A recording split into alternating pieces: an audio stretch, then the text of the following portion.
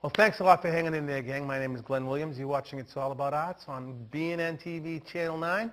And right now it's my great pleasure and honor to introduce you to Dale Mitchell. Hello, Dale. How are you, sir? Hey, Glenn. Thank you for having me No, here. welcome to the studio. Thank you very much. You are the executive director of Ethos. That's correct. Can we start off by telling us what is Ethos? Ethos is an elder services nonprofit that's based in Jamaica Plain and provides services to about 2,000 frail, disabled elders so that they can stay at home. That's great. All of them are in the 5 neighborhoods of Southwest Boston: Mattapan, Hyde Park, West Roxbury, Roslindale, and Jamaica Plain. Well, that's great. How long has Ethos been in existence? Ethos was founded in 1973, so what does that make us? 37 years old. That's great. Congratulations. Both my bride Janice and I have elderly parents, and we know that important thing about dignity and feeling safe at home and being able to keep your house and your life around you. There are so many of our more experienced citizens that get swept up in this whole being put into these cookie cutter home type things that cater to their needs. I love that term, more experienced citizens. Well, that's great. I'm going to start using that. Please do, because that's how I feel about them, and I think that if there's nothing but respect should be shown to them, and you guys are doing a fabulous service for that. Well, very few people want to end up in a nursing home. Right. And I don't even say nursing home. I hate the term. You know? Well, they're a bit like jails. They can be, sure. And unfortunately, the only crime is for the people who are there is that they're old. So it's our business is keeping people at home and out of nursing homes. Right.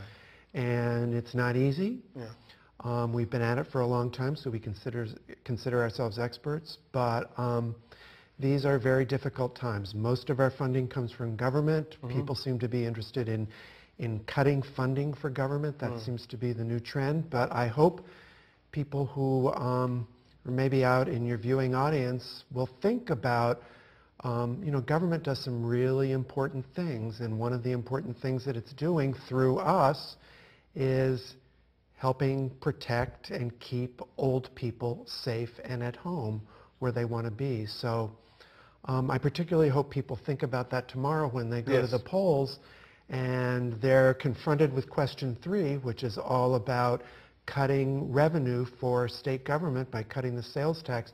You may want that extra few dollars that you get by reducing the sales tax, but that's going to cut services for literally thousands of elders. So I hope everyone in your viewing audience will take an opportunity tomorrow when they vote to vote no on question 3. I've been saying just say no for all 3 of them. It was funny that one of our elected officials at a rally I was at today was quoting Nancy Reagan, saying just say no. And just say no. No on no on 1, 2, 3. Yes. Tell me what are some of the services, like you talk about services.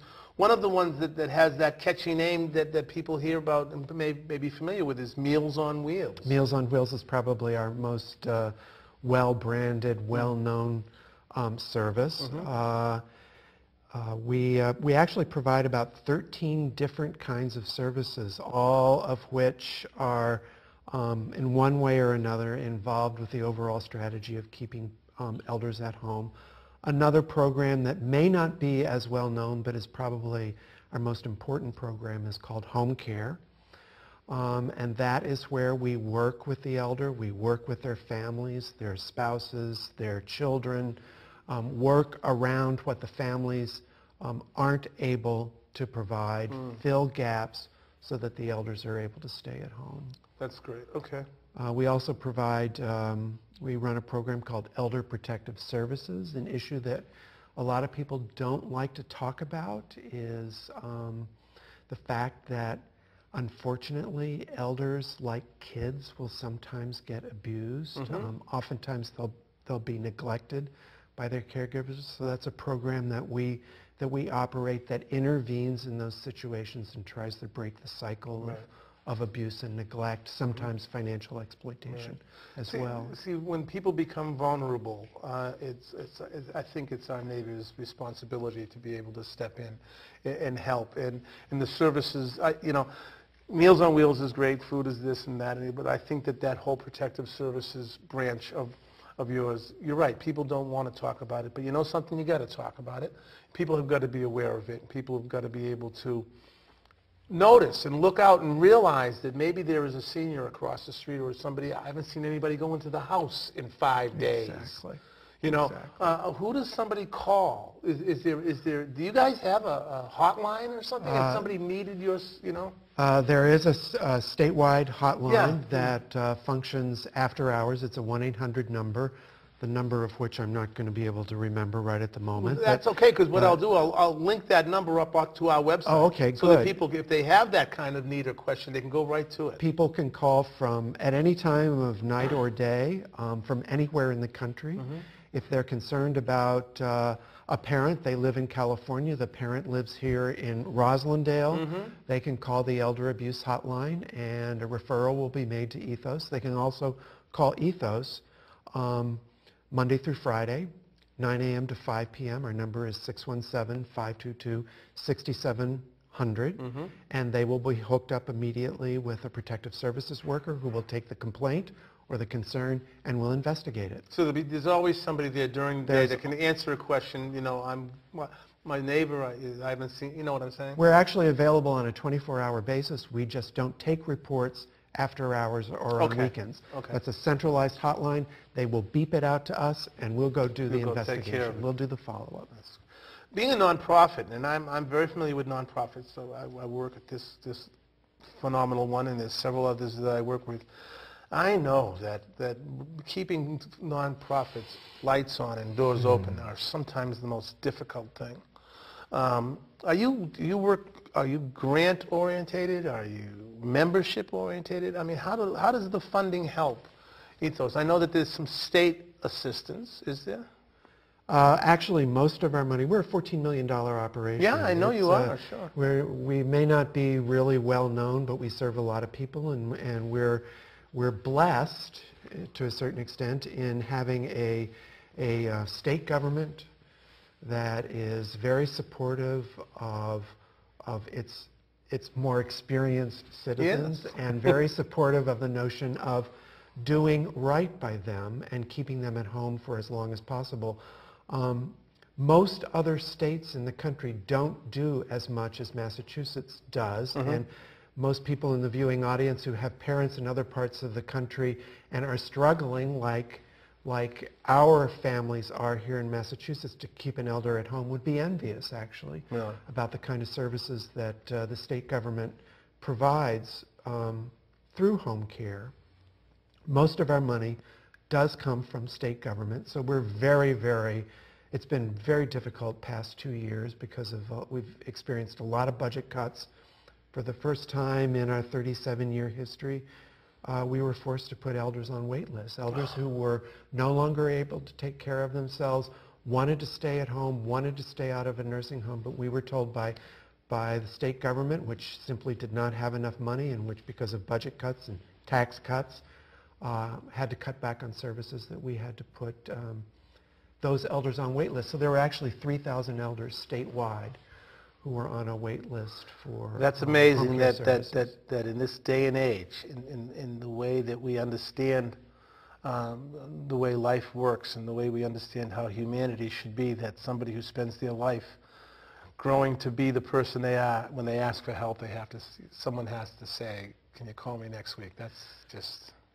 charitable donations would never be able to do all that we have to do in order to keep an elder at home. It's either a disabled elder is either going to be cared for at home or be cared for in an institution. Right. The care is an absolute given.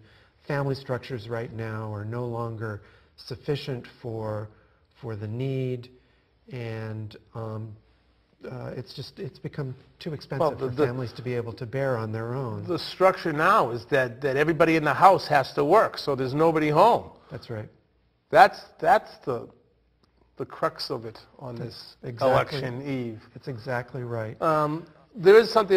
There is another thing that I want to talk to before we get to the great event that's coming up. Age Well. Age Well West Roxbury. What is Age Well West Roxbury? Age Well West Roxbury is an innovation that Ethos has created to try to get a fourth party involved in our efforts to keep elders at home.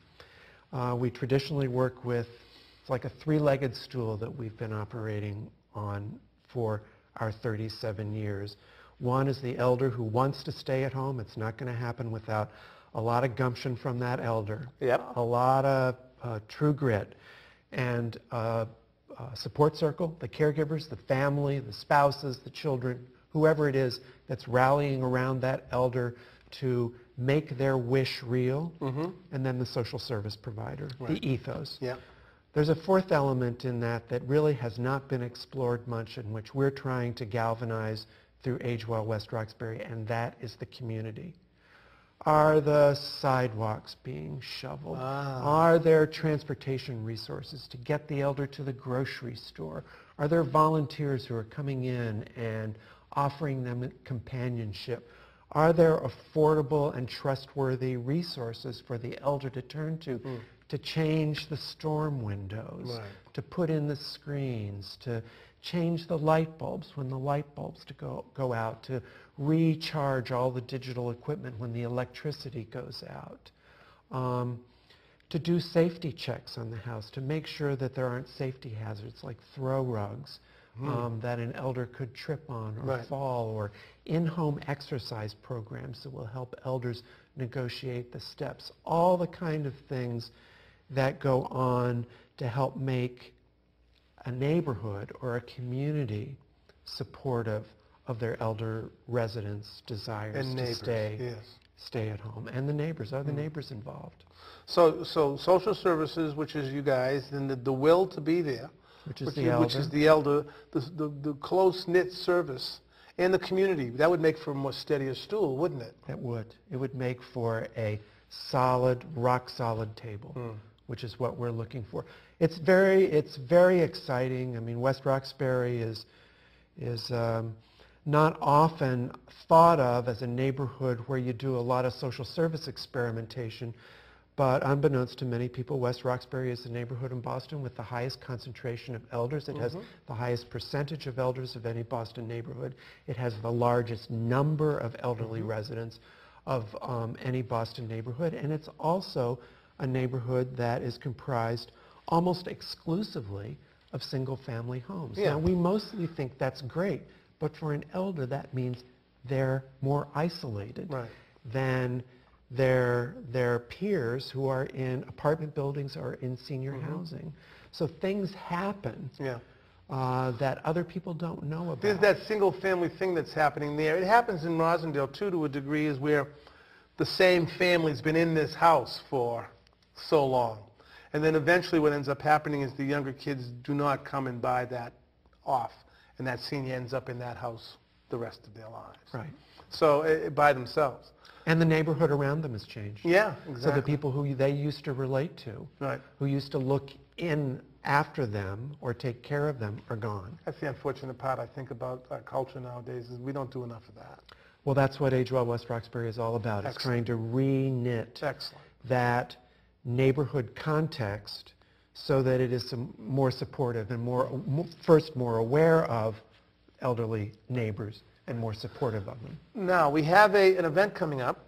We do. We're raising some funds that are going to be well-deserved and well-needed. Tell us a little bit about that, if you would, Dale. I would be happy to. And I think the first thing to mention is that Age Well West Roxbury is not funded by government. Age Well West Roxbury is something that Ethos has been operating by rubbing two sticks together and through the very generous support of a number of foundations, the Boston Foundation, number one, and the Tufts Health Plan Foundation, number two. Foundation support only lasts for a period of time. Right. And then you've got to find some other way to do it. This is not the time that we can look to government to fund things like this. So what are we doing? We're looking to the neighborhood. We're asking West Roxbury to step up to the plate and support this initiative to help its elderly residents stay exactly where they are. It's met with phenomenal success. We're now doing our first Age Well West Roxbury fundraiser on Friday, November 12th. It's called West Roxbury Rocks. And it is going to be featuring aging rock performer. Aren't we all? Called by the name of Bowser. Yeah, from who was Sha-Na-Na, formerly right? with Sha-Na-Na, Yeah, who yeah. I saw in 1969 at the Boston Tea Party. He's coming out from California to do a special performance for us. That's fab. And it will be at Mosley's on the Charles from 7:30 on. Now, how can people get ticket information? They can get ticket information by visiting the Ethos website which at is? www.ethocare.org or visiting a number of venues in West Roxbury. Edibles Yep. and Roach Brothers Grocery Store, Supermarket are two of them. Well, we're going to link all that information, Dale, onto our website, so that if people go and they click on your name, they're going to get a plethora of information and contact to get this, get tickets for this event coming up at Mosley's. Dale, I want to thank you. Thank you for having me Thank on, you Glenn. very I much appreciate for coming in. It's always a pleasure to deal with you. I mean, you and I have done a couple of things in the past. We've had. And it's always fun to... Next year, maybe you'll be the performer. You'll raise a lot of money that way. Thank you, Dale. Listen, gang, hang in there. My name is Glenn Williams. You're watching BNN TV's It's All About Arts. And we'll be back in just a couple of seconds with our next guest. We've got plenty of time to go, gang. Don't go away. You can enjoy this next segment. Thank you. We'll be right back.